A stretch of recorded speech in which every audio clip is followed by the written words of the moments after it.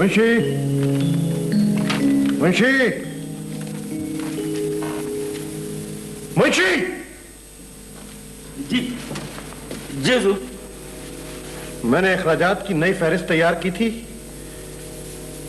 मेरी तहरीर पर ये किसके हाथ की लकीर है? मैं ऐसी गलती कैसे कर सकता हूँ हुजूर? मुंशी, मैंने लिखा था हवेली के दीवान खाने में नया फर्नीचर आएगा। उसे काट कर लिख दिया गया गांव में बच्चों के स्कूल के लिए नया फर्नीचर लाया जाएगा। मैंने लिखा था कि नई जीप खरीदी जाएगी। देखो, उसे काट कर लिखा गया नया ट्रैक्टर खरीदा जाएगा। देखो, ये देखो देखो, ये आरजू बीबी की तहरीर। वो ग्रेजुएशन करते ही वो इतनी सरकश हो गई कि अपने कलम से मेरे लफ्जों का सर कलम करने लगी। नहीं हुजूर, वो आपसे सरकशी कैसे कर सकती है? आप तो उनके वालिद मरहूम की जगह है। मगर अब ऐसा लगता है कि वो सर उठाकर मेरे मुकाबले आना चाहती है। मैंने तुम्हारे कहने से उसे शहर के स्कूल कॉलेज में तालीम दिलवाई थी। उसी का नतीजा है ये। नहीं हुजूर, ये तो आरजू बीबी के वालिद मरहूम की ख्वाहिश थी। जागीरदार साहब के इंतकाल के वक्त आरजू बीबी 6 साल की थी। मरने से पहले उन्होंने खास तौर पे कहा था कि अपनी इकलौती बेटी शहर के स्कूल और कॉलेज में तालीम हासिल करे। शहर में तालीम हासिल करके वो मुझसे भी बड़ी हो गई, अपने सरपरस्ती में बड़ी, जिसने उसके बाप के मरने के बाद उसकी परवरिश की और उसे जिंदा रहने दिया। नहीं हुजूर, मैं उन्हें समझा दूंगा। नहीं, मैं उसे समझाऊंगा। कहाँ है वो?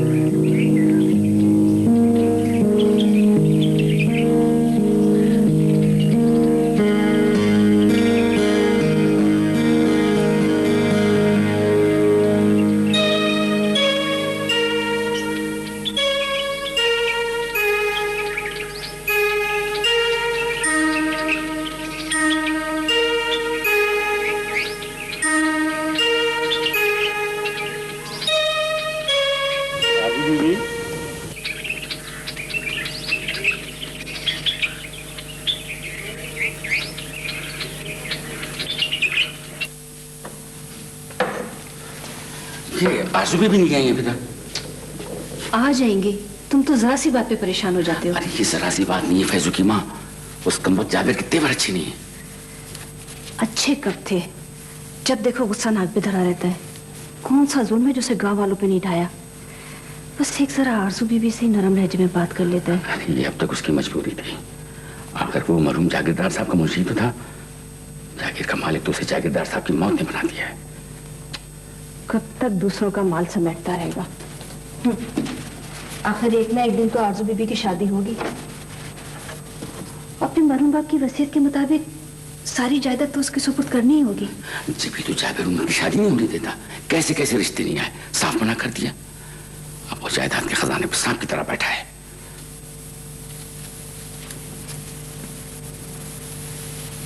सांप का काटा भी एक ना एक दिन बच जाता है, मगर ये जाबिर बहुत जालिम इंसान है। आरजू बीबी को उनके फैसले से इनकार नहीं करना चाहिए। इनकार कर दिया? बाग बेचने से इनकार कर दिया आरजू ने? जी हुजूर, नूरपुर के जमींदार साहब बाग के मुआयने के लिए पटवारी को साथ लेके आए थे, तो आरजू बीबी की आंखों में आंसू आ गए। कहने लगी कि बाग नहीं बिकेगा। क्यों नहीं बिकेगा? कह रही थी कि ये बाग मरहूम जागीरदार साहब की निशानी है। उसके बाप की कितनी ही निशानियां मेरी ख्वाहिशात की तेज हवा में रेत के टीले की तरह मादूम हो गई। अब इस एक निशानी को बरकरार रखने से क्या मिलेगा उसे? उन्हें आज तक मिला ही क्या है? मिला है, जिंदगी में पहली और आखिरी बार मैंने आरजू की एक आरजू पूरी कर दी। कल ही मैंने उसे एक सेकंड हैंड कार खरीदने के लिए रकम दी है। वैसे अपने लिए मैं नई जीप खरीद रहा। अंकल, बड़ी उम्र है, लीजिए आ गई। अंकल आज मैं अपने बाग की सैर के लिए गई थी। वहां नूरपुर की तफसील बताने की जरूरत नहीं है। मुझे मालूम हो चुका है कि तुमने बाग बेचने से इनकार कर दिया है। जी हाँ। क्यों? आखिर क्यों? क्या मुझे इतना भी हक नहीं है? तुम जायदाद की वारिस जरूर हो, लेकिन यही सवाल मैं भी तुमसे कर सकता हूं। क्या नहीं किया मैंने तुम्हारे बेहतर मुस्तकबिल के लिए? जागीरदार साहब जब कार के हादसे में हलाक हुए उस वक्त तुम 6 बरस की थी। याद है मुझे। जागीरदार साहब अपनी सारी जागीर और एक मासूम लड़की मेरे हवाले कर गए थे। मैंने तुम्हें पाला, दिन रात एक करके जायदाद की देखभाल की, और तुम 16 बरस के बाद मुझे अपने हुकूक समझा रही हो। आप गलत समझ रहे हैं जाबिर अंकल। मैंने तो आपसे कभी नहीं पूछा कि आप जागीर का इंतजाम कैसे चला रहे हैं। तुम पूछने की जरूरत भी नहीं कर सकती। अगर तुम ये समझती हो कि मैं अब भी तुम्हारे वालिद का वही मुंशी हूं जो हाथ बांधे खड़ा रहता था, तो ये तुम्हारी भूल है। हुजूर, अब तो लोग आप ही को जागीरदार साहब समझते हैं। और मेरी ये हैसियत उस वक्त तक बरकरार रहेगी जब तक तुम्हारी शादी नहीं हो जाती। मैंने आपकी हैसियत को कभी चैलेंज नहीं किया अंकल, लेकिन उस बाग से मेरे अब्बू की यादें वापस आई। जब मैं छोटी सी थी तो उन्होंने वहां मेरे लिए एक झूला बनवाया था। वो मुझे झूला झुलाते थे। वो झूला आज भी वहां मौजूद है, लेकिन झुलाने वाले हाथ नहीं है। तो वो बाग महज इसलिए नहीं बिकेगा कि वहां एक बूढ़ा सा दरख्त और एक पुराना झूला मौजूद है। हाँ, मैं जब भी वहां जाती हूँ तो माजी के धुंधलके से एक मुशफिक और मेहरबान चेहरा उभरता है, मेरे अब्बू का चेहरा। और जब मैं झूला झूलती हूँ तो मुझे यूं लगता है जैसे माजी के नर्म हाथ मेरे हाथ की पुश्त पर रखे हों। ये सिर्फ जज्बाती बातें हैं। वो बाग मेरे अब्बू की निशानी है, मेरी यादों का अहसासा है। उसे नहीं बिकना चाहिए, उसे नहीं बिकना चाहिए। बेवकूफ लड़की अपनी मर्जी मुझ पर हावी करना चाहती है। शादी के बाद भी तो आपके असर से आजाद हो ही जाएंगी हुजूर।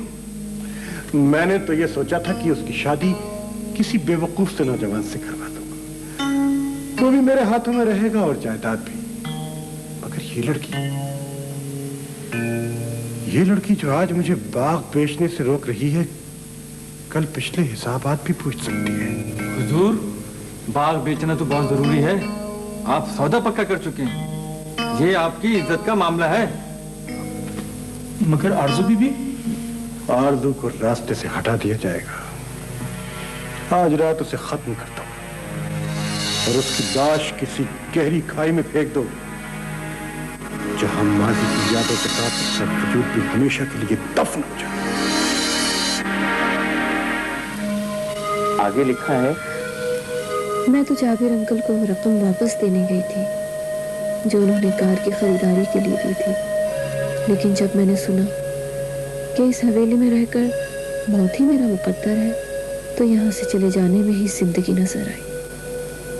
अगर मेरा कोई चचा, मामू या करीबी रिश्तेदार होता तो शायद मैं खुद को इतना गैर महफूज ना समझती, लेकिन मेरे वालिद भी मेरी तरह तन्हा थे और उनके बाद इस बस्ती और हवेली के सब लोग अंकल के जुल्म के हाथों इतने मजबूर हैं कि मेरी मदद नहीं कर सकते। मैं एक दिन वापस जरूर आऊंगी। जाबिर अंकल दिल के मरीज हैं और ज्यादा अरसे तक मेरी जायदाद पर काबिज नहीं रह सकते। खुदा हाफिज। तुम्हें किसने बताया कि वो हवेली से फरार हो गई है? साहब जी, वो ट्रैक्टर का ड्राइवर साइकिल पे आ रहा था, उसने आरजू बीबी को ट्रैक्टर पे जाते हुए देख लिया। तुम जाओ। हुजूर, आरजू बीबी जिस शहर में पढ़ती रही है वो तो यहाँ से बहुत दूर है। जरूरी है कि आरजू ट्रैक्टर पर शहर जाए, जैसे भी चाहे शहर में जाकर किसी वकील से रब्ता ना कर ले। तुम जाओ और उसका पीछा करो। आरजू की रफ्तार जितनी भी तेज हो, तुम्हारी गोली से ज्यादा तेज नहीं होनी चाहिए। जाओ।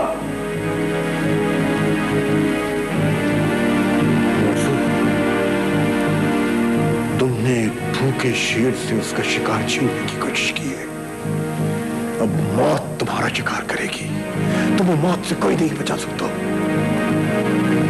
तुम्हारा अंजाम सिर्फ मौत है, सिर्फ मौत।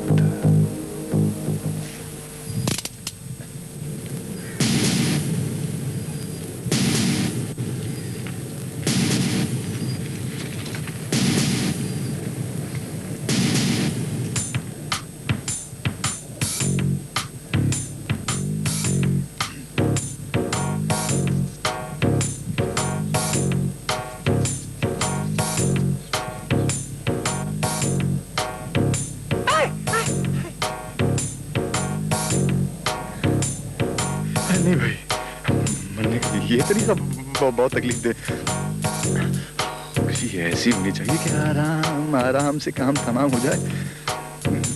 वरना मैं कोई रिपोर्ट नहीं हूँ कि मौत से डर जाऊंगा, लेकिन मरने में कोई स्टैंडर्ड होना चाहिए ना।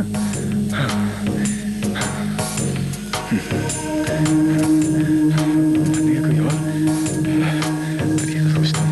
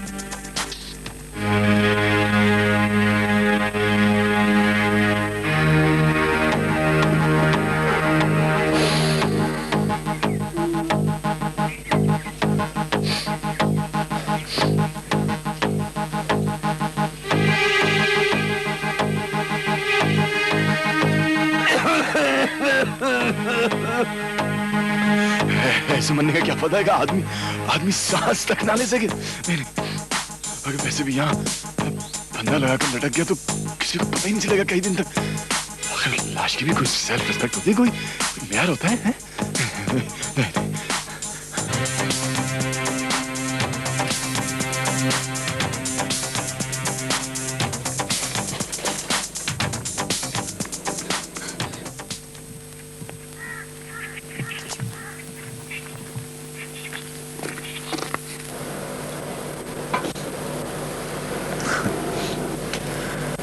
धूप का मरने में एक प्रॉब्लम ये तो है कि कपड़े गीले हो जाते हैं, लेकिन इस टाइप की खुदकुशी में आराम बात है।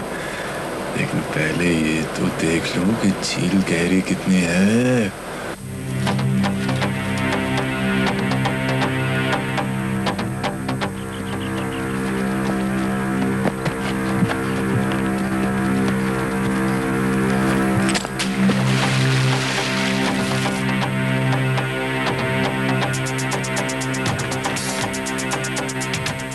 झील बहुत गहरी है, पानी भी बहुत ठंडा होगा, लेकिन अब तो खुदकुशी का इरादा कर लिया है जरा वो बड़ा वाला कचरा हट जाए तो लगा दूंगा छलांग।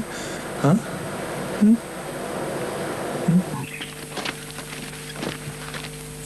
खुदकुशी? लो, अपना काम तो हो गया, खुद ब खुद हो गया। पानी काफी गहरा लगता है, गहरा है ना? ओ अच्छा, जिस्म से पत्थर बांध के खुदकुशी। किसी वजन के साथ खुदकशी की जाए तो लाश पानी की सतह पे नहीं आती। मेरा ख्याल है इस आदमी को ले चलो। क्या फायदा, ये बेचारा तो गूंगा है। आओ चलें।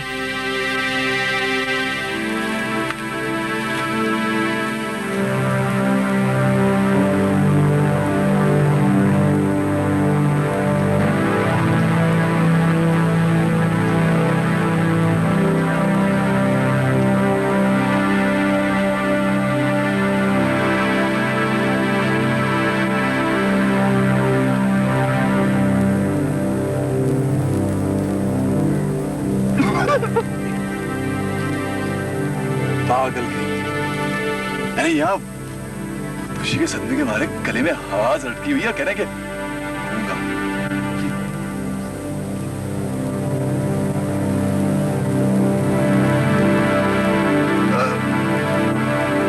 चलो यार खुदकुशी कर ही ले।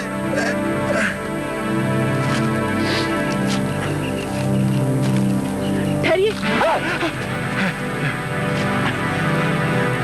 कौन है आप? आरजू, आरजू नाम है मेरा। आरजू, कितना प्यारा नाम है, मगर अब क्या फायदा। जी फरमाइए। आपका क्या नाम है? मेरा मुझ नाजीस जवा मर को रजाउद्दीन कहते हैं, वैसे खवातीन प्यार से राजी कहती हैं। अच्छा राजी साहब, मुझे आपसे एक जरूरी काम है। अरे तो कहिए ना, दूसरों के काम आना तो मेरी आदत है, मेरी फितरत है। लेकिन एक प्रॉब्लम है, आज मैं बिजी बहुत हूँ। आज मुझे खुदकुशी करनी है ना, तो अच्छा वो आप आ गई। देखिए जब मैं आंखें बंद कर लूँ ना तो मुझे पीछे से धक्का दे दीजिएगा, 1 2 3 क्या है। हरगिज़ नहीं, मैं आपको खुदकुशी नहीं करने दूंगी। छोड़ दीजिए मुझे, नहीं मर जाने दीजिए मुझे। नहीं, आप नहीं मर सकते, आप नहीं मर सकते। चलिए चलिए चलिए, सीधी तरह चलिए। आप कह रही हैं तो चलिए चलता हूँ। चलिए खुशी भेजता हूँ।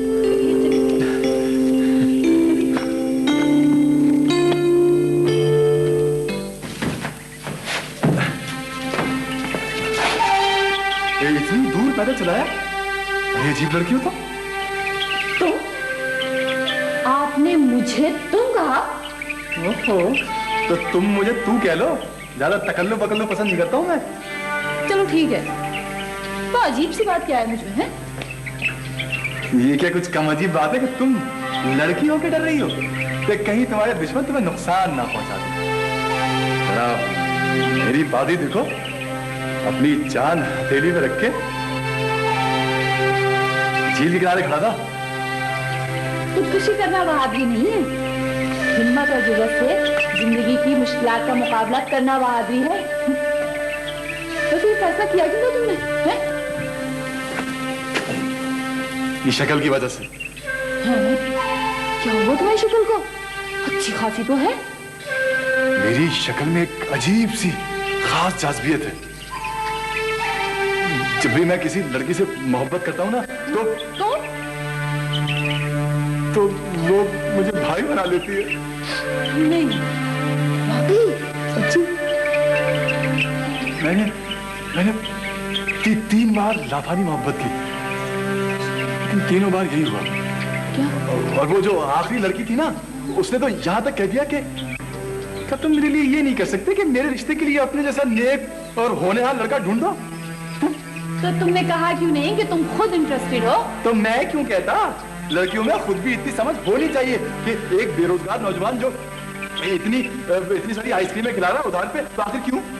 कह तो दिया था इशारा। देखो हमारे यहाँ की मशहूर लड़कियाँ अपने मुंह से शादी की बात नहीं किया करती। हाँ बस भाई कह देती है मुंह खोल के।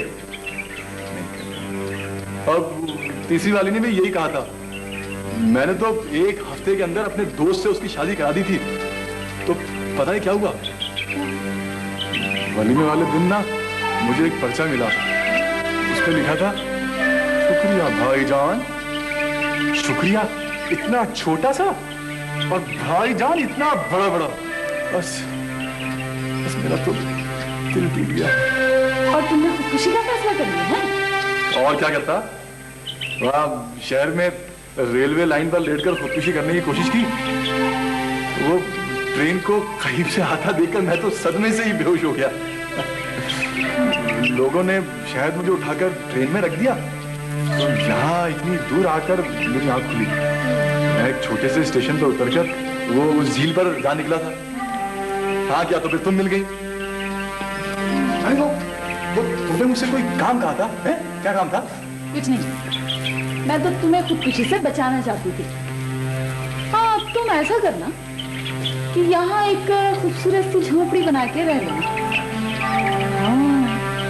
मगर ख्याल रखना, इस इलाके में जंगली जानवर बहुत क्या? मजाक कर रही हो ना? मेरे दुश्मन तो अब जा चुके हैं और बड़ी सड़क भी नजदीक है। मैं तो जा रही हूँ। खुदा हाफिज।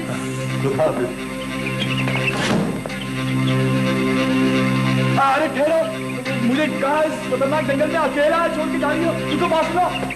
ढूंढ के खुदकशी कर ली। ये तो किस्सा साफ हो गया खुद। उन्हें आपकी डांट से शायद बहुत ज्यादा सदमा पहुंचा था। हसास बहुत थी ना बेचारी, मगर मुझे ये अंदाजा नहीं था कि वो इतना जज्बाती फैसला भी कर लेगी। हुजूर, जिस्म से पत्थर बांधकर डूबी है वो, गहराई से कभी नहीं उभरेंगी। लेकिन आरजू बीवी के ना होने पर हम गांव वालों से क्या कहेंगे? अरे कह देंगे वो अपनी तालीम के सिलसिले में शहर के हॉस्टल में तो रहती ही थी, तो वहां एक आवारा लड़के से शादी करना चाहती थी। मैंने इनकार कर दिया, भाग गई उसके साथ, किस्सा खत्म।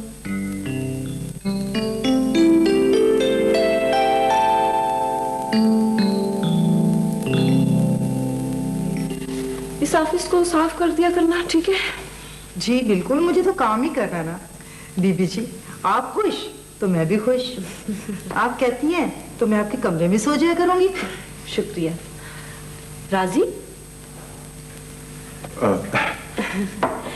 देखो, ना सिर्फ इतनी जल्दी हमें इतना डेकोरेटेड ऑफिस मिल गया, बल्कि पहले वालों की मासी भी। वो तो जी आज मैं तनख्वाह लेने के लिए आई थी, और पिछले वाले मालिक तो ऐसे गायब हुए कि फिर आए ही नहीं। वो तो शुक्र है कि आप मिल गई। तुम खामोश क्यों हो राजी? तुमने ऊपर मेरा कमरा देखा? कैसा शानदार डेकोरेटेड बेडरूम है। हाँ, लेने के लिए आई थी, और पिछले वाले मालिक तो ऐसे गायब हुए कि फिर आए ही नहीं। वो तो शुक्र है कि आप मिल गई। तुम खामोश क्यों हो राजी? तुमने ऊपर मेरा कमरा देखा? कैसा शानदार डेकोरेटेड बेडरूम है। हाँ, मैंने सिर्फ साथ वाला कमरा देखा है, इसमें सिर्फ 2 जलंगी चारपाइयां पड़ी हैं और साथ में छोटा सा किचन भी है। मैं उस कमरे को अभी साफ कर देती हूँ, अभी साफ कर देती हूँ। राजी, जब मैं बाजार जाऊंगी ना तुम्हारे और अपने कपड़े खरीदने के लिए, तो उस कमरे के लिए भी कुछ सामान ले आऊंगी। हाँ, आ जाएगा सब कुछ, तुम फिक्र ना करो। वैसे आरज़ू, ये कितनी अजीब बात है ना कि हमने ऑफिस तो किराए पे ले लिया, लेकिन हमें पता ही नहीं कि हम क्या करेंगे। सोच लिया है, मैंने सोच लिया है राजी। बड़ा जबरदस्त आइडिया है मेरे पास। है? क्या? हम लोगों की प्रॉब्लम्स हल करेंगे। वेरी गुड, लोगों की प्रॉब्लम्स हल करेंगे। मगर कैसे? देखो राजी, हमारे मुआशरे में हर तरफ प्रॉब्लम्स बिखरे पड़े हैं, लोग परेशान हैं। अगर हम भाग दौड़ करके उनकी प्रॉब्लम्स हल करेंगे तो जाहिर है वो हमारी मेहनत की फीस भी देंगे। वेरी गुड, मैं ऐसा करता हूँ, मैं आज ही अखबार में इश्तिहार दे देता हूँ। भाई देखो ना, कम से कम लोगों को पता तो चले कि उनके लिए एक ऑफिस खोला गया है। अब देखो, प्रॉब्लम खुद तो आवाज देके आएगी नहीं। अरे कोई है? ये कौन? लगता है वेरी प्रॉब्लम। कम इन, कम इन।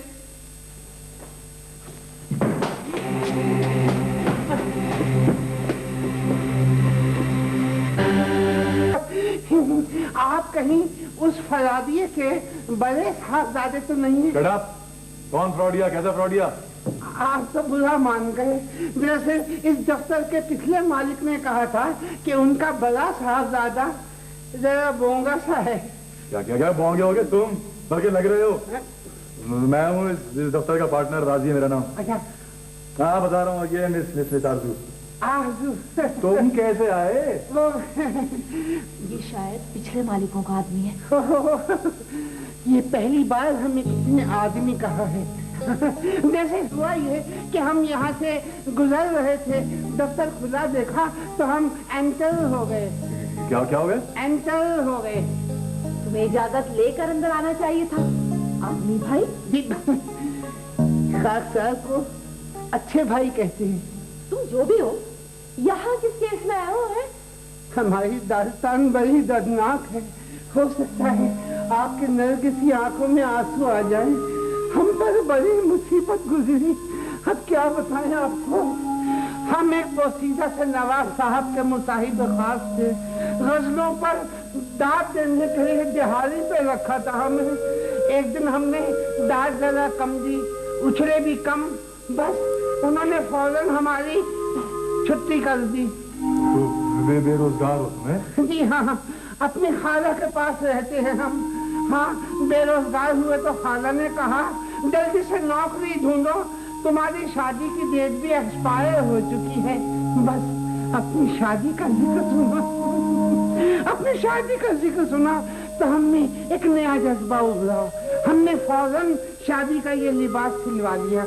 ये हमारा उरूसी जोड़ा है। क्या है ये? उरूसी जोड़ा। अच्छा, उरूसी जोड़ा। जी हाँ, जी हाँ। बस हम एक दिन नौकरी ढूंढते ढूंढते इस दफ्तर तक आ गए। मालिकों ने इंटरव्यू के बाद हमें रख दिया। नौकरी मिल गई तो प्रॉब्लम क्या रह गई फिर? ये सिलसिलेवार प्रॉब्लम थे। अब हम आपको क्या बताएं आपको। जब हमने उनसे अपॉइंटमेंट लेटर मांगा तो वो बोले कि पहले जरे जमानत के तौर पर 20,000 रुपए जमा कराओ। ओहो, इसका मतलब है वाकई फ्रॉडी थे। ऐसे वैसे। हाँ, अब हम आपको क्या बताएं। हमारी खाला ने पाई जमा करके जोड़कर 17,500 रुपए जमा किए थे। हमने वही उन लोगों को लाकर दे दिए। अगले दिन हम आए तो क्या देखते हैं कि वो लोग ये सब सामान छोड़कर यहाँ से फरार हो चुके थे। वो लोग तुम्हारी शादी के लिए जमा की हुई रकम ले गए। मेरी तरह तुम्हारी भी शादी की शहनाइयां नहीं बच सकी। जी हाँ, हमने खाला से कहा भी कि शादी पर खर्चा करने की क्या जरूरत है, शहनाई हम खुद मुंह से बजा देंगे। मगर खाला बोली ये आप क्या फरमा रहे हैं, अल्लाह मारे कमबख्त, पहले वो 17,500 रुपए वसूल करके लाइए। ठीक है। वो हमें लैंडलॉर्ड ने बताया था कि वो लोग जो थे ना, वो फ्रॉडी, वो बहुत सारे लोगों की रकम बटोर के भागे थे ना, तो बहुत सारे लोग उन्हें ढूंढ रहे हैं। जी हाँ, बहुत ढूंढ रहे हैं। और हम आपको क्या बताएं, हम भी कितना ढूंढ रहे हैं। हाँ, 2 हफ्ते में 4 मरतबा हम इस दफ्तर में आए, मगर जब आए बाहर दरवाजे पे ताला लगा देखा। देखिए हुजूर, आप इतने लंबे अफसर हैं, आप हमारे लिए कुछ कीजिए प्लीज। हाँ, जरूर। मुझमें ना शुरू से 2 खूबियां हैं। अच्छा। पहली तो मुझे याद नहीं आ रही इसको, और दूसरी हमदर्दी। तुम्हें जॉब चाहिए ना? हाँ। मैं तुम्हें दूंगा जॉब। अच्छा। हाँ, तुम्हारी तालीम कितनी है? ऐसे में बड़े अच्छे नंबरों से फेल हुए थे हम। ठीक है। अब वो तुम्हें जॉब चाहिए ना? मैं तुम्हें जॉब दे दी। अच्छा। तुम ऐसा करो, तुम कल ना। कल क्यों? आज से ही तुम आज ही इस जगह काम करोगे, इस दफ्तर में। अच्छा, क्या? और जनरल मैनेजर के तौर पे काम करोगे। जनरल मैनेजर, हम जनरल मैनेजर, हम जनरल मैनेजर। नवाज़िश करम, शुक्रिया, मेहरबानी। जी तो एक बात बताएं कि आप लोग वैसे क्या काम करते हैं? लोगों की प्रॉब्लम हल करते हैं। अच्छा वैसे तो हम बाद में इश्तिहार भी देंगे, लेकिन शुरू में तो क्लाइंट खुद तलाश करना पड़ता है ना। जी तो तुम हमारे लिए प्रॉब्लम तलाश करोगे, कारकर्दगी के मुताबिक होगी। अच्छा कर देगी। हाँ तो हम जन्म में हम अभी पार्टी को तलाश करके लाते हैं, अभी लाते हैं। लो जी हम जा रहे हैं, लो जी हम जा रहे हैं। ये किस खबरनाक आदमी को रख लिया तुमने राजी? और जब तुमने जॉब की ऑफर की तो मैं मना भी नहीं कर सकी। समझा करो, ये पहली प्रॉब्लम थी, इसलिए इसे सॉल्व करना बहुत जरूरी था नेक शगुन के लिए। तुम्हें तो मालूम है मुझ में शुरू से ही दो खूबियां हैं। और जब तक पहली खूबी याद ना आ जाए दूसरी मत बताना मुझे।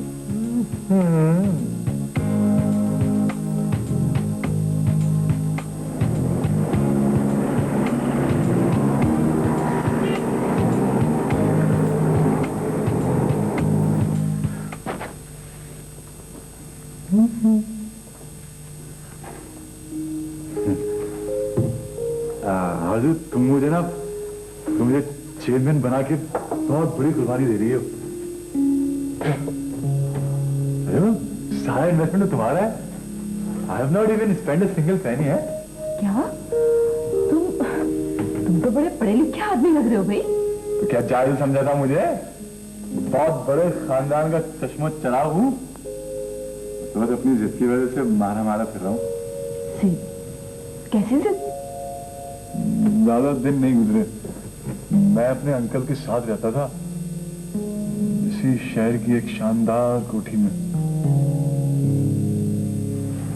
राजी, तुम्हारी आंटी और मैंने फैसला किया है कि हम अपनी बाकी सारी जिंदगी यूरोप में गुजारेंगे। सारी जिंदगी? क्या भरोसा है जिंदगानी का? आदमी बुलबुल है पानी का। वो दरअसल सायमा बेटी, उनकी ख्वाहिश है कि वो यूरोप में आला तालीम हासिल करेंगी, इसलिए मैंने सारे बिजनेस का वाइंड अप कर दिया है। आपने मुझे बताया नहीं?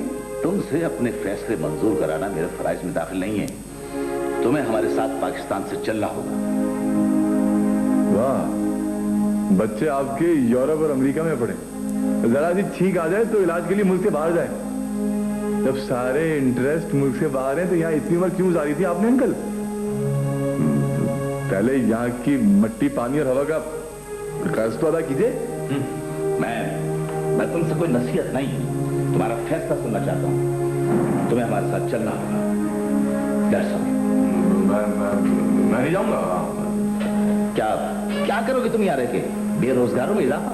तुम यहाँ रह के कुछ भी नहीं कर सकते। ये मेरा चैलेंज है तुम्हें। मुझे कबूल है, ये मुल्क जैसा भी है मेरा अपना है, मैं यहीं रहूंगा। ठीक है, तुम शानदार मुस्तकबिल नहीं चाहते तो यहीं रहो। पाकिस्तान बहुत बड़ा है, तुम कहीं भी रह सकते हो जाके। जी, मैंने इस कोठी का सौदा कर लिया है। 1-2 हफ्ते में डील मुकम्मल हो जाएगी, फिर तुम्हें ये कोठी छोड़नी पड़ेगी। जब मैं चला जाऊंगा फाके करोगे, फाके बहुत याद आऊंगा मैं तुम्हें, समझे? अंकल के जाने के बाद मैं तो बिल्कुल तन्हा रह गया। जिंदगी क्या है ये इन तवील रास्तों पे आके पता चलता है जिनकी कोई मंजिल ही नहीं होती। फिक्र मत करो राजी, हम दोनों ने ही नई जिंदगी का आगाज किया है और मुझे यकीन है हम जरूर कामयाब होंगे।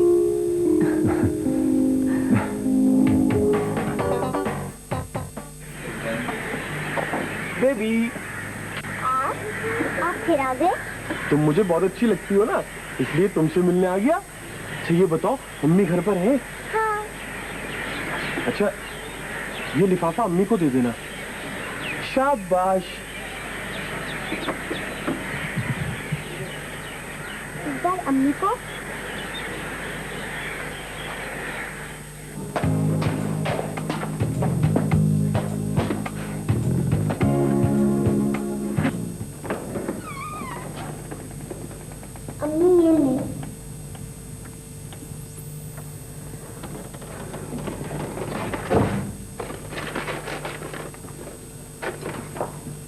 अम्मी, चावल अभी तक दम में नहीं आए हैं।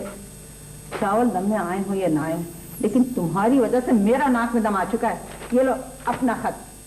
अम्मी, आप मुझे क्यों दे रही हैं? मैंने मंगवाया था क्या? मैं नहीं जानती, लेकिन पिछले 3 महीने से तुम्हारे नाम ही मुसलसल खत आ रहे हैं। तो प्रॉब्लम से तंग आ चुकी हूँ। अम्मी, तो इसमें मेरा क्या कसूर है? मैं आपको कैसे यकीन दिलाऊं कि मैंने उस लड़के को देखा भी नहीं है? मैं उसे बिल्कुल नहीं जानती। जानती नहीं है तो उसे जुर्रत कैसे हुई तुम्हें खत लिखने की?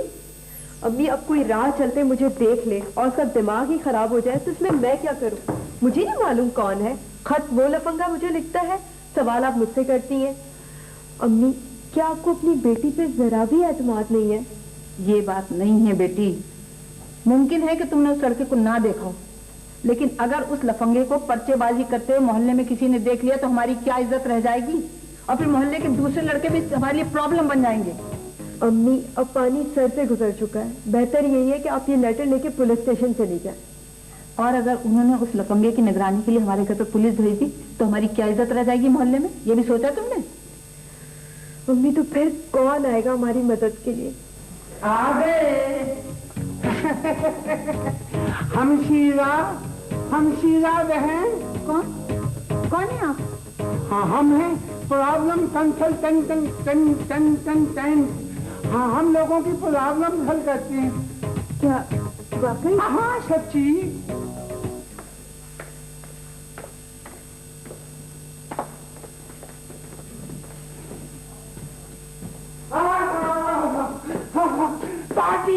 पार्टी आ गई है, पार्टी आ गई है। जल्दी पार्टी ले आए। अच्छे भाई, अच्छे भाई, तुम बड़े होकर बहुत तरक्की करोगे। आइए मोहतरम। ये तो आइए इधर। आप तशरीफ लाइए। आइए तशरीफ। सर आंखों पे तशरीफ बैठिए ना प्लीज। जी फरमाइए, क्या प्रॉब्लम है? सुनिए, मैं एक रिश्ते के सिलसिले में बहुत परेशान हूँ। अच्छा, क्या आप लोग राजदारी से काम ले सकते हैं? नहीं नहीं भाई, खातून इस उम्र में आपका रिश्ता नहीं हो सकता, बहुत लेट हो गई है। वैसे मुझे एक शादी के दफ्तर का पता मालूम है, वहाँ सारी खतो किताबत बहुत राजदारी से होती है। मैं आपको उनका पता दे देता हूँ। बोलो। क्या बकवास कर रहे हैं आप? मुझे तो यहाँ आना ही नहीं चाहिए था। नहीं, आप प्लीज ठहरिए, बैठिए, आप तशरीफ रखिए। राजी साहब को कोई गलतफहमी हुई है। आप बैठिए प्लीज, चाय मंगवाई जाए आपके? हाँ जी, हाँ, चाय जरूर जरूर। चपरासी। अच्छे भाई, चपरासी तो 6 साल के लिए कैजुअल लीव पर गया हुआ है ना, तो जैसे ही वो आएगा तो इंशाल्लाह हम चाय पिला देंगे आपको। इसमें से क्या बात है? तो फरमाइए, क्या बात है? मेरी एक बेटी है शब्बो। शब्बो, कितना प्यारा नाम है शब्बो। जी, क्या हुआ शब्बो को? शब्बों को कुछ नहीं हुआ। कोई लफंगा पिछले 3 महीने से उसे लव लेटर्स लिख रहा है, और एक एक खत 6-6 सफे का होता है। बहुत गलत बात है, बहुत गलत बात है। भला शब्बों का इतनी फुर्सत कहाँ कि वो पूरे 6-6 सफे के खत पढ़ ले? भाई आखिर अच्छे भाई लड़कियों को घर का भी काम काज होता है। तो एतराज मुझे इस बात पे है कि आखिर वो खत लिखता क्यों है? देखिए, हमारे माशरे में जहाँ शरीफ नौजवानों की कमी नहीं है, वहाँ चंद ऐसे भी हैं जिनकी सारी इज्जत और गैरत सिर्फ अपनी बहनों के लिए है। अपनी इज्जत और गैरत के लिए वो जान पर भी खेल जाते हैं, और दूसरों की बहन बेटियों की इज्जत और नामूस उनके लिए खेल बन जाती है। सही कहा आपने। मैं भी उसकी वजह से बहुत परेशान हूँ। पता नहीं कौन पागल है। देखिए, आज उसने मुझे खत भी भेजा है। आपको? आपकी पागल होगा। ये खत आ गया है। क्या खत? ये हाँ। मोहतरमा अम्मी जान, होने वाली सास, शब्बों की जानिब से कोई जवाब ना पाकर अब मैं आपसे दरख्वास्त कर रहा हूँ, खुदा के लिए मुझे अपनी फर्जंदी में ले लीजिए। अगर आपको ये रिश्ता मंजूर हो तो बराह करम कल सुबह 10 बजे मेन रोड पर नीले ऑफिस के सामने मिल लीजिए। मेरी पहचान ये है कि मेरी टाई सुर्ख होगी और मेरे हाथ में काला ब्रीफकेस होगा। फकत आपका फरमाबरदार अलिफ। देखिए, मैं एक बेवा औरत हूँ, घर में कोई मर्द नहीं है जो उससे हमें छुटकारा दिला सके। आप फिक्र न करें खातून, शब्बों का पीछा हम छुड़ा देंगे। हम किस मर्द की दवा है? लेकिन पूरे 3000 रुपए लगेंगे मुझे, और एक हफ्ते में आपका काम हो जाएगा। ठीक है, मुझे मंजूर है। अच्छा, मैं चलती हूँ। खुदा हाफिज। आइए आइए, तशरीफ लाइए वालिदा शब्बू, आपका बहुत शुक्रिया, आप तशरीफ नहीं नवाजी। आइएगा जरूर, देखिए। राजी जी, वो तो ये जी हमारा काम चल लिखा। यार राजी, वो सॉरी सर सर सर राजी यार, एक बात बताइए कि आपने ये कैसे कह दिया कि ये काम 1 हफ्ते के अंदर अंदर हो जाएगा? जी मुझे इन खातून का पता तो मालूम है, लेकिन इन खातून को तो उस लफंगे का नाम पता भी नहीं मालूम है, कैसे तलाश करेंगे? अच्छा भाई, जरा खत के अल्फाज पे गौर करो। मेन रोड, नीला दफ्तर, सुर्ख टाई, काला ब्रीफकेस। मेन रोड पे तो कई नीले रंग के दफ्तर है। तो ऐसा करेंगे, अलग अलग उस पुरस्कार नौजवान का ताक़ुब करेंगे।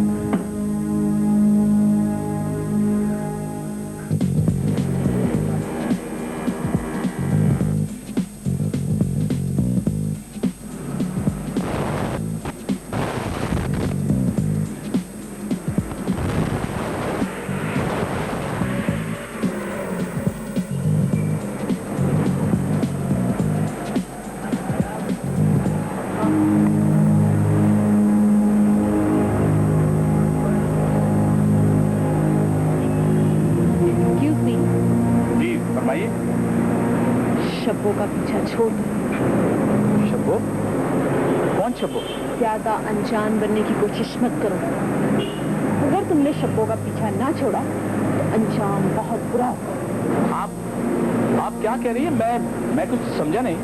देखो, हम लोग बहुत खतरनाक लोग हैं, समझ जाओ तो बेहतर है। This is the last warning for you. Shabbo का पीछा छोड़ दो, वरना मार दिए जाओगे। मार दिए जाओगे? मार दिए जाओगे?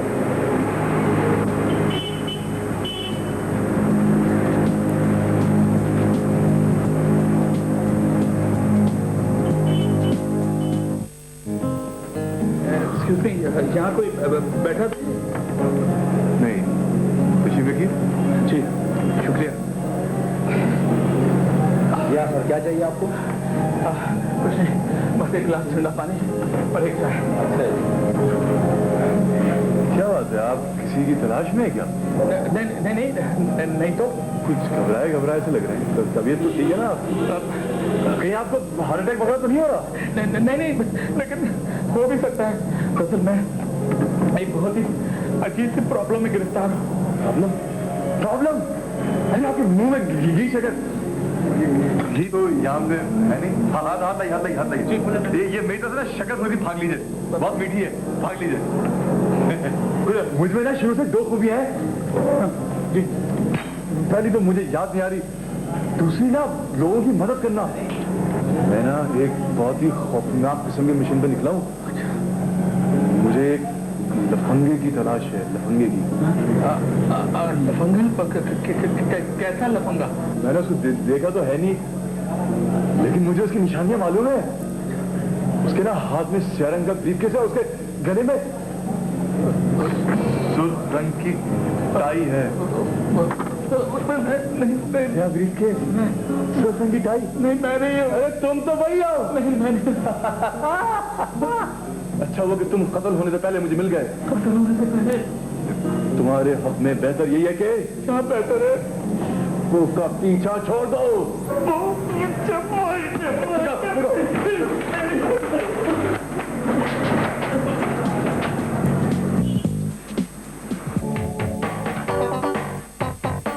अम्मी, क्या आपको यकीन है कि वो दफ्तर वाले उस लफंगे से मेरा पीछा छुड़ा देंगे? बेटा, कहा तो बहुत जज्बे से था। वैसे मेरा ख्याल है 3000 में सौदा महंगा भी नहीं है। जी, कितनी अच्छी बात है ना अम्मी कि इस शहर में भी लोगों की प्रॉब्लम्स दूर करने के लिए कोई दफ्तर खुला है। बहुत ज़हीन लोग होंगे वो। वो लफंगा मिलेगा? नहीं मिलेगा। मिलेगा? नहीं मिलेगा। मिलेगा? नहीं मिलेगा। मिल गया? मिलेगा तो, लेकिन ज्यादा मुश्किल से मिलेगा। भाई मुश्किलें होती हैं, प्रॉब्लम होती है, जिंदगी में हल हो जाती है। ऐसी क्या बात है भाई? हाँ हेलो सेहतमंद मासी, ये क्या तरीका है? जब देखो ऊपर का कमरा, ऊपर का कमरा, ऊपर का कमरा है। तुम सिर्फ मैडम आरजू की मासी नहीं हो, हम भी यहाँ पर एक बहुत आला ओहदेदार है। जी क्या करो? क्या करो? अरे हमारे लिए किचन में जाके चाय बनाओ, जनरल मैनेजर। चलो चलो चलो चलो चलो चावल काम कुछ नहीं लोगों को।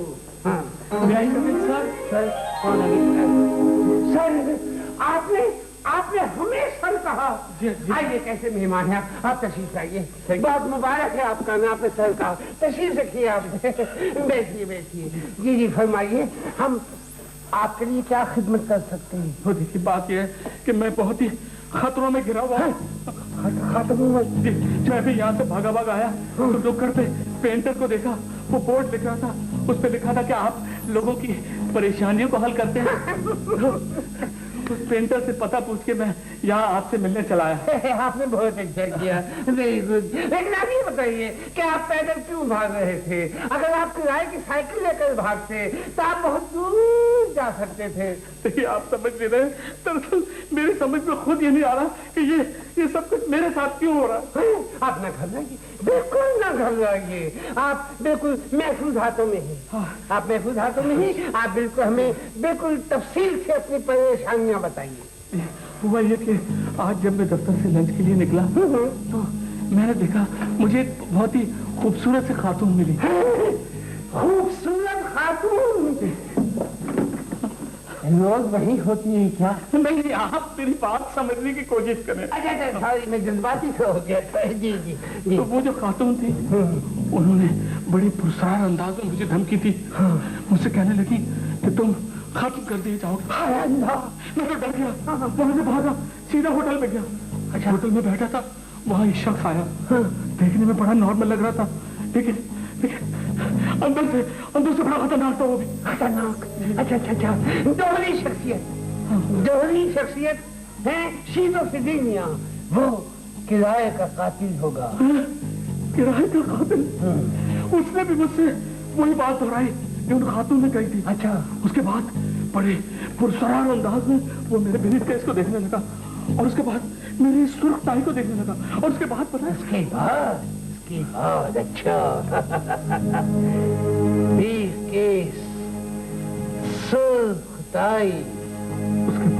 उसके बाद वो गुर्रा कर बोला, शब्बों का पीछा छोड़ दो। क्या आप भी? अरे हेलो,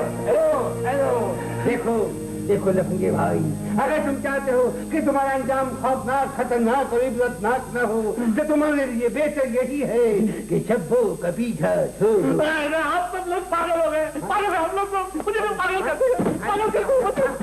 अरे लफंगे भाई, अरे नहीं देगा, नहीं किसी को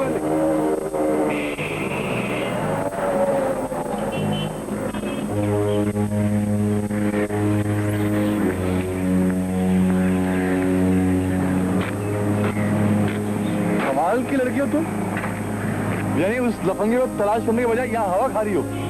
ये तलाश किया था मैंने, मिल भी गया था। मिल गया था? तो क्या हुआ? मैं उसके पीछे भागी, मुझे डांस देके चला गया, मैं फिर यहीं आ गई। तो यहाँ क्यों आ गई? पता है, इन्हीं में से किसी जगह उसका ऑफिस है।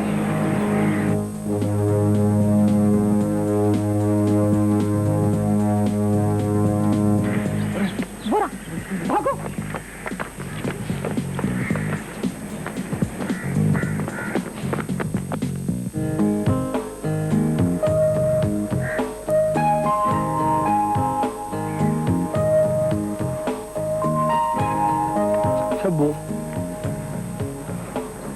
कौन है आप? मैं अलिफ कह लीजिए, मैं वही हूँ शब्बो जो आपको खत लिखता रहा हूँ। अच्छा, तो वो आप हैं। क्या आप जानते हैं, हमारे माशरे में किसी शरीफ लड़की को खत लिखना कोई अच्छी नजर से नहीं देखा जाता। जानता हूँ शब्बो, जानता हूँ, लेकिन इस दिल का क्या करूँ जो पहली ही नजर में देखकर आपको पसंद करने लगा। पसंद करने के भी कुछ आदाब होते हैं अलिफ साहब। ये पसंद नहीं है सिर्फ शब्बो, मैं तो आपसे शादी करना चाहता हूँ। ये अंदाज होता है शादी करने वालों का। हम जिस माहौल में रहते हैं वहाँ डायरेक्ट डायलिंग नहीं होती है लिफ्ट साहब। खानदानों की अपनी रिवायात होती हैं। जिन्हें पैगाम भेजना होता है वो लड़की से नहीं, लड़की के वालिदैन से मिलते हैं। यही मैं करना चाहता था, लेकिन अब तक हौसला ही नहीं कर सका आपकी अम्मी का सामना करने की, और ज़बानी पैगाम देने की मेरी जरूरत नहीं थी। जी, सिर्फ लव लेटर लिखने की जरूरत थी आप में। मैं माफी चाहता हूँ, लेकिन इस दफा तो मैंने लेटर आपकी अम्मी के नाम लिखा था और उसमें साफ लिख दिया था कि मैं मेन रोड पर नीले रंग के दफ्तर के सामने उनका इंतजार करूंगा। जी, और अपनी पहचान भी लिखी थी कि आपके गले में लाल टाई और हाथ में सियाह ब्रीफकेस होगा। जी हाँ। आपका नाम तो Guinness book of world record में आना चाहिए। वो खप्तल हवास नौजवान जिसने रिश्ते की बात करने के लिए लड़की की माँ को मेन रोड पे बुलाया। By the way, main road पे क्यों मिलना चाहते थे आप? वो ताकि आपकी अम्मी अगर मारपीट करे तो मुझे भागने में आसानी हो। चीज क्या है आप? ना चीज ही समझ लीजिए। दरअसल आपकी अम्मी से बाकायदा बात करने से पहले ही जानना चाह रहा था कि अगर मैंने पैगाम दिया आपकी अम्मी को तो इनकार तो नहीं कर देंगी। दरअसल वो घबराया सा लगता हूँ मैं। बज़ाहिर तो इनकार करने की कोई खास वजह नहीं है। अगर यूं घबराए शर्माए से ना हो तो खासे काबिल कबूल है। तो तुमने मुझे कबूल कर लिया शब्बो? जी। शब्बो, ये कौन है शब्बो?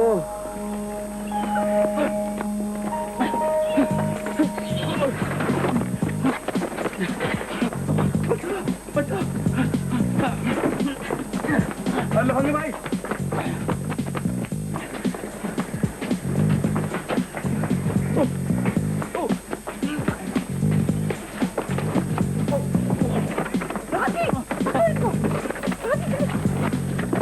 क्या हो रहा है? बचाओ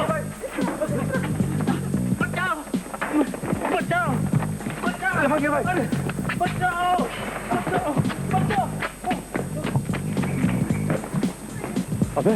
अबे क्या चक्कर है भाई?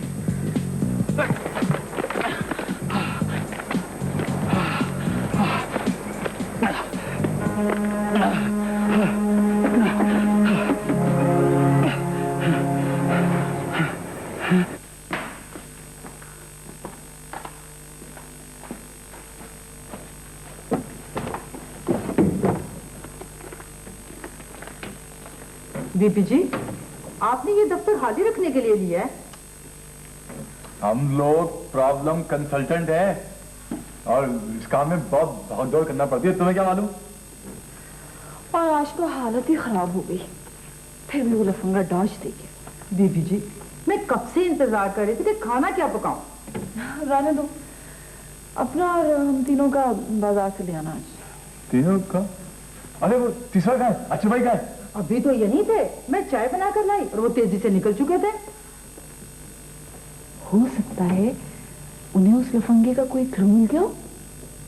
वैसे शुक्र है कि अच्छे भाई ने हमें शब्बो का एड्रेस बता दिया है। हाँ, तुम जाके चाय बना के लाओ। अभी लाई।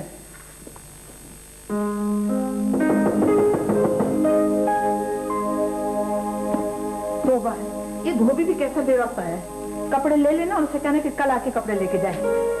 अंदर आ जाओ। आप? आदाब शायराना अर्ज करके बेवक्त मुखिल होने की माजरत चाहते हैं हम। आप शायद हमें भूल गई हमशीरा बहन। हमें प्रॉब्लम कंसल्टेंट जी, लोगों की प्रॉब्लम हल करने के लिए दफ्तर खोला हुआ है हमने। आपकी अम्मी हमारे दफ्तर भी तशरीफ लाई थी। हाँ, अम्मी ने मुझे बताया था कि आपके अफसरों ने कहा था कि 3000 रुपए वसूल करके उस लफंगे से मेरा पीछा छुड़ा देंगे। जी हाँ, आप बिल्कुल उदास और बदहवास ना होइएगा हमशीरा बहन। हम पूरी तेज रफ्तारी के साथ उस लफंगे के ताक़ुब में लगे हुए हैं। तो फिर मिल गया तो वो लफंगा आपको? जी हाँ। वो क्या कहते हैं कि खुद आप अपने दाम में सयाद आ गया।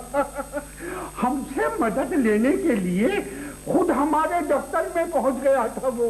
लेकिन जब आपने उसे कभी पहले देखा नहीं था तो फिर पहचाना कैसे? हाय हाय, पहचान क्या और कैसे? भाई उसके हाथ में सियाह ब्रीफ केस था और गले में सुर्ख टाई थी। तो फिर आपने उसे गिरफ्तार क्यों नहीं करा दिया? इरादा यही था।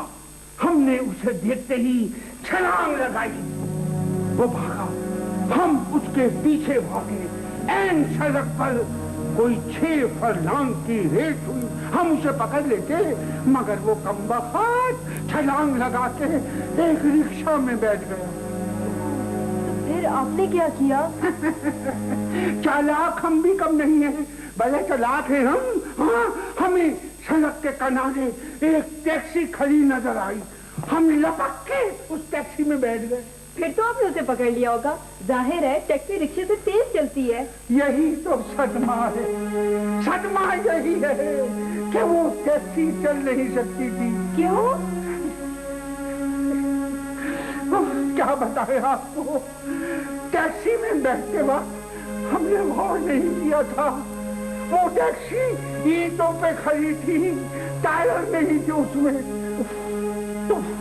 आपने कितना अच्छा मौका उसे पकड़ने का जाया कर दिया। आप बिल्कुल न घबराइए, बिल्कुल न घबराइए हमशीरा बहन। वो लफंगा जो शब्बों को खत लिखता है, हमारे आने हाथों से बच नहीं सकता। जी नहीं बचेगा वो। हमारी एमडी और हमारे चेयरमैन साहब उस लफंगे को तलाश कर रहे हैं। इंस्पेक्टर साहब, इंस्पेक्टर साहब, ये है इंस्पेक्टर साहब। हाँ हाँ। और तुम्हें थानेदार के टैग शैग का नहीं पता? वो ऐसे कमरे में ऐसी कुर्सी पर थानेदार के अलावा कोई बैठने की जरूरत कर सकता है? वो बात दरअसल ये है कि मैं जिंदगी में पहली बार थाने आया ना, इसलिए मुझे कुछ पता नहीं। दरअसल मैं बहुत परेशान हूं। अच्छा। एक तो मुझे इस बात की समझ नहीं आती कि ये लोग थाने में आने से इतना घबराते क्यों? इस तरह तो पुलिस और आवाम की दोस्ती नहीं हो सकती। क्यों बशीर? जी सर। देखिए, बात दरअसल ये, मुझे नहीं पता था कि पुलिस वाले इतने हमदर्द और इतने नेक होते हैं। और देखो, बात ये है कि नाम क्या है आपका? जी असलम। असलम साहब, देखो, बात ये है कि खौफनाक मुजरिमों के लिए हम हैं दहशतनाक तूफान। जी जी। और नेक और शरीफ लोगों के लिए हम हैं क्या है भाईजान? बस है बस। कदरदान इंसान। नहीं नहीं, आप बताएं जी। वो मेहरबान मेहरबान। हाँ जी, ये तो बात ये है कि नेक और शरीफ लोगों के लिए हम हैं मेहरबान।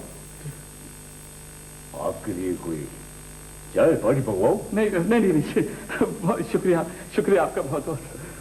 अच्छा, आप मुझे ये बताएं कि जो गाड़ी चोरी हुई है वो किधर खड़ी थी? गाड़ी? लेकिन मेरी तो कोई गाड़ी चोरी नहीं हुई। गाड़ी चोरी नहीं हुई? नहीं। मुबारक हो, गाड़ी चोरी नहीं हुई।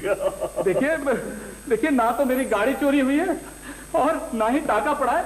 वो तो कुछ लोग मेरा पीछा कर रहे हैं, मुझे उनसे खतरा है। ताकुब, पीछा। ताकुब। मुझे तो ये कोई अगवा का चक्कर लगता है।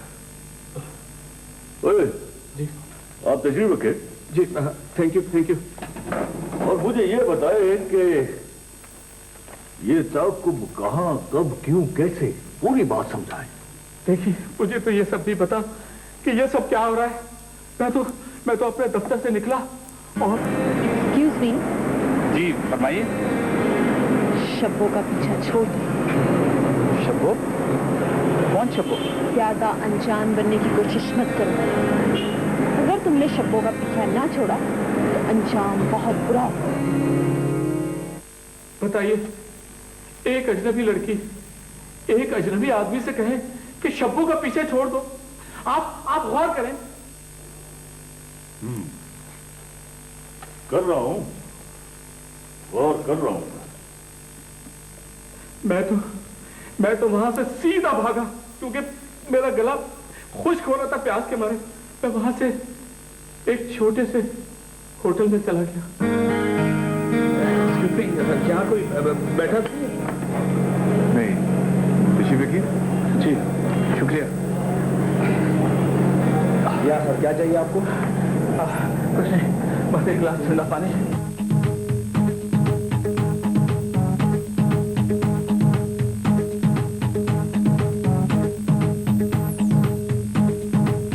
अच्छा वो कि तुम कत्ल होने से पहले मुझे मिल गए। कत्ल होने से पहले तुम्हारे हक में बेहतर यही है कि क्या बेहतर है? वो का पीछा छोड़ दो।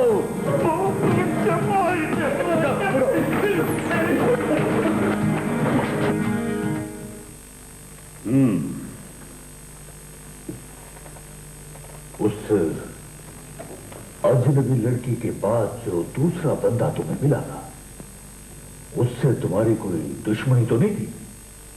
नहीं, मैं तो उसे जानता भी नहीं था। उसको तो मैंने पहले कभी देखा ही नहीं था। बल्कि मैं तो उस अजीब से आदमी को भी नहीं जानता था जिसके दफ्तर में मैं उससे मदद लेने के लिए गया था। अच्छा, दोहरी शख्सियत है, शीनो फिदिनिया। वो किराए का कातिल होगा। किराए का कातिल? उसने भी मुझसे वही बात दोहराई जो उन खातून ने कही थी। अच्छा, उसके बाद बड़े